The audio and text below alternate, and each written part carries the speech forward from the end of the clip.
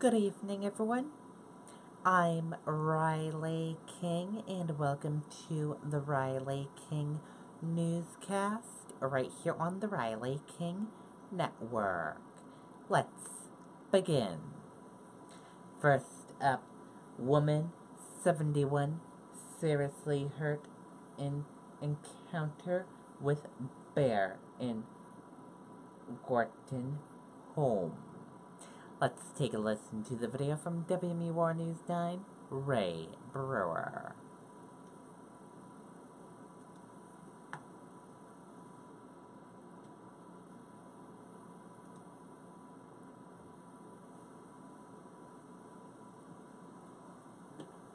Get great summer savings at Clark Buick GMC in Manchester. Lease a new 2018 GMC Sierra 1500 double cab 4x4 for just $169 a month. GMC, we are professional grade.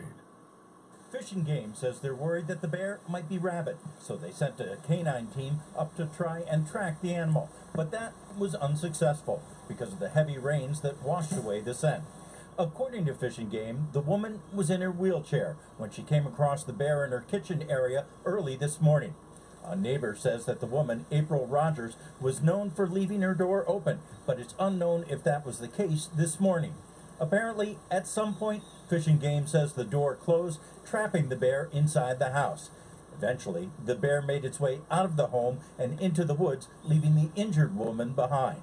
Fishing Game says at this point, they are not considering this a bear attack. First of all, bear attacks are extremely rare, and I think at this point in time, it's not really fair to call this a bear attack.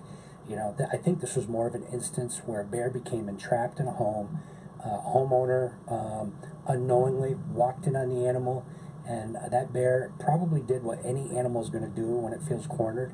It's going to act defensively. It's going to panic in an effort to get out. I suspect in this particular case, this woman was in the wrong place at the wrong time.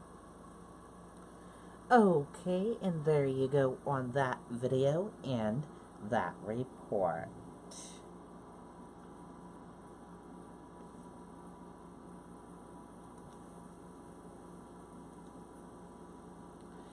DA, boy 14, dies after being pulled from Fall River Pond.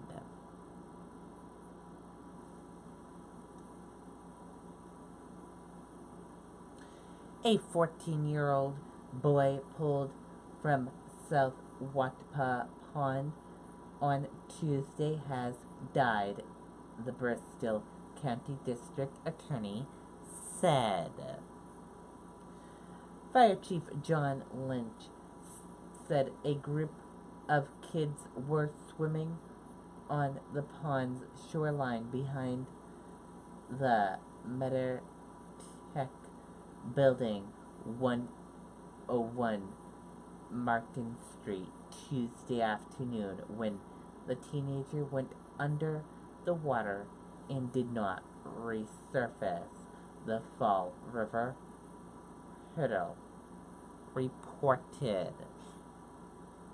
He said the water is 8 to 10 feet in the area and the victim was under for approximately 40 minutes. Lynch said a girl with the group fainted and was also transported to the hospital.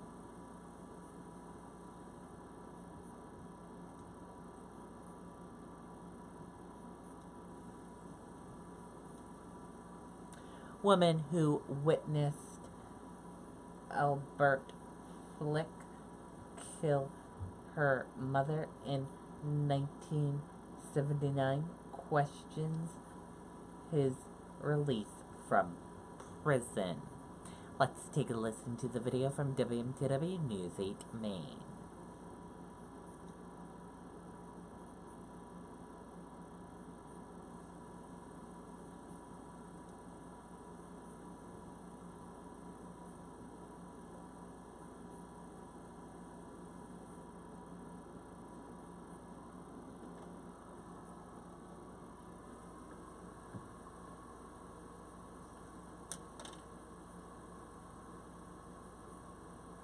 Stay organized all year long with a Shed. Shed Happens is Maine's leading manufacturer and retailer of the highest quality pest. Daughter who saw Albert Flick attack and kill her mother in 1979 is speaking out tonight, wondering how this could possibly happen a second time and with the victim's children nearby once again. In a statement, Elsie Clement says, quote, "These boys will serve the life sentence that he should have gotten. There is no recovery from what they witnessed and the loss they are enduring. Flick may have wielded the knife again, but this time there are others who should be held accountable." And others have expressed similar concerns as we get a clearer picture tonight of Flick's violent past. I'd also like to say not only do women need to be stronger and stand up for themselves, but the police really need to take it seriously. When a woman comes to you and says she fears for her life, a simple background check could have prevented this. Albert Flick was found guilty of stabbing his wife Sandra to death in her Westbrook apartment in 1979. According to court documents, he appealed the conviction, but it was denied in 1981. Flick was sentenced to 30 years in prison for his wife's murder.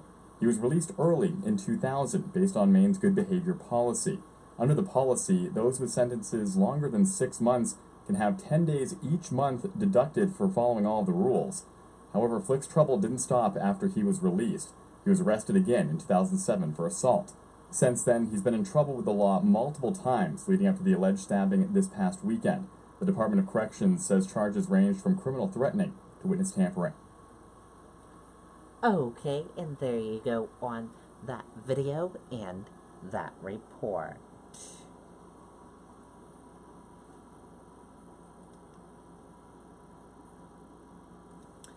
And now let's take a look at your U.S. stock market and see how your U.S.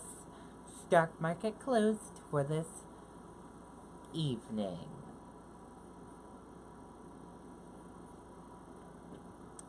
And here is a look at that U.S. stock market for all of you. Your Dow Jones Industrial Average closed in the green and went up. Your Nasdaq closed in the green and went up. S&P 500 closed in the green and went up. CNBC IQ 100 closed in the green and went up. Gold closed in the red and went down. Oil closed in the red and went down. US 10-year closed in the green and went up. Euro/USD closed in the red and went down. And VIX closed in the red and went down.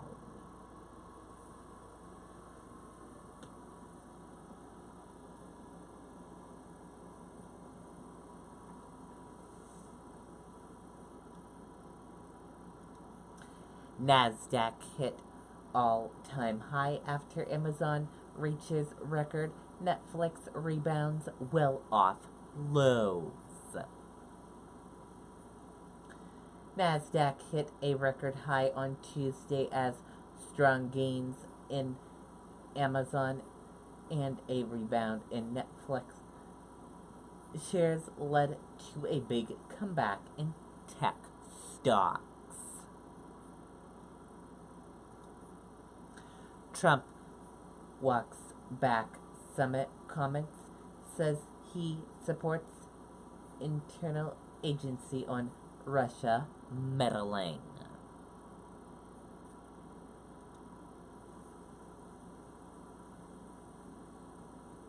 Let's take a listen to the video from ABC News. Use the Chase mobile app to pay practically anyone at any bank? Yes, but this isn't just for anyone.